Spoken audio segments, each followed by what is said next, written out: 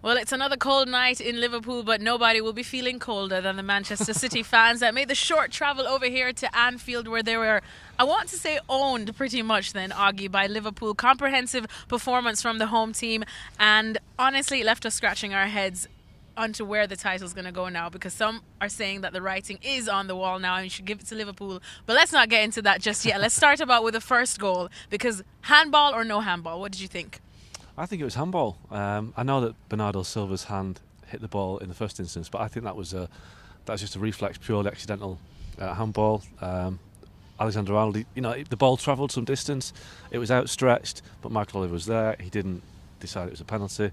And then VAR didn't get involved either. And 22 seconds later, Fabinho's put the ball in the back of the net. So, I thought it was going to get called back, and I thought that, this nightmare scenario, which you've all kind of thought might have happened, a penalty at one end is followed by a goal at the other end, and in the biggest game of the season, but the goal stood. But I think City have got every right to feel hard done by with that one. And then just speaking about Claudio Bravo, because I know that you did kind of make a big point in the sense that Ederson would or could have probably made a difference. Do you still think that after what we just saw today? Because some say that Fabinho his shot could have been saved. Some say it couldn't have. It was an absolute rocket. What do you think? Oh, it's definitely an absolute rocket. I just think Bravo's stature. I don't think he's big enough to get the goal.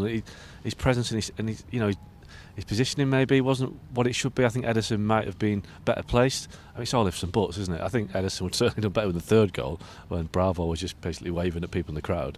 It was just one of those incidents which showed that Bravo's not up to it anymore. And then what about just after the first two goals that just went in? Because I said, it happened so quickly and it seemed like City just were not able to recover from that. Did you see it that way? I thought City for the first 20 minutes, just the VAR thing was in their head. I think there was a sense of injustice that they hadn't had the penalty from VAR, and also Mo Salah's goal, which it was debatable whether it was onside or offside. Now, VAR gets involved far too much, and I'm glad the goal was left to stand without too much interference. But after what happened at Tottenham on Saturday with Sheffield United's goal being ruled out for a very similar incident, it's almost like you can't pick and choose which ones you review, which ones you don't. I think for the sake of VAR, you have to be consistent and, do the check, even if to show that the process is there. But it was left to stand. I think that got into City's head. I think that they felt that they'd been hard done by twice. All right, well, looking ahead now, because that's exactly what this kind of result is going to get a lot of people. I said it leaves us scratching our heads, because it's like, do we get excited? Do the Liverpool fans read into the fact that, they could look like title winners in this one? But it's still earlier on in the season, isn't it? So where do you stand? I mean, it is early on, but I think if you've got a 9-point lead over your biggest rivals, obviously it's an 8-point lead over Chelsea and Leicester, but I think, let's be honest, City are the big rivals. It's a huge lead. They've lost one game in the Premier League since the start of last season. The champions of Europe, they beat Barcelona here 4-0, so whenever they're against the odds, Liverpool pull a result out of the bag. So how do you see them losing 3 games or dropping 9 points? I don't see them doing it. So if I'm a Liverpool fan, and they haven't won the league since 1990, a lot of these fans won't have seen them ever win the league. Yep. Now is the time to believe, and I've seen some pretty bad collapses over the years, Man United, Newcastle, but this Liverpool team just look like they're going to be formidable and win it by 10, 12 points. And then just interesting point, because I know you went to the press conferences, just your takeaways on that one, because we did see one of the quotes from Pep Guardiola where he said this was one of his proudest moments and one of his...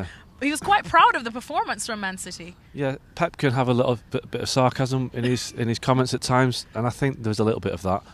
I don't think there's a bit of the jury's out a bit in the press room. People are thinking that City played really well and were unlucky, but I thought that Liverpool contained them pretty well. There was never really a sense that the game was going to be, certainly the goals under threat. But Pep was saying he's so proud of his team. He does that. He does kind of overdo it at times.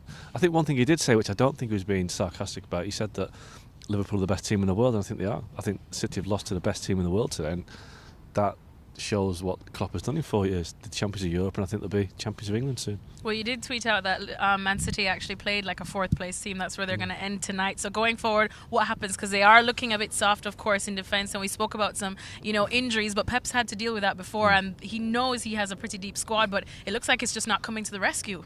No, City will get the players back and they'll finish top 4. There's no doubt about that. Top 2? Yeah, I think they'll finish second.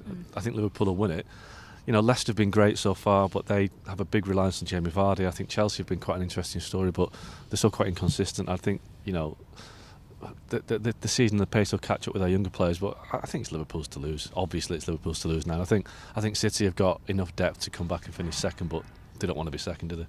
Well, still unbeaten in the Premier League so far for Liverpool, and it is just an amazing run that the Reds are on. Liverpool is a very happy city tonight indeed, and I guess time will tell. But as Augie is saying, the writing does look like it's on the wall, and Liverpool could be inching their way closer to that Premier League title. Thanks so much for watching ESPN on YouTube, and for more sports highlights and analysis, be sure to download the ESPN app, and for premium content and live streaming, subscribe to ESPN Plus.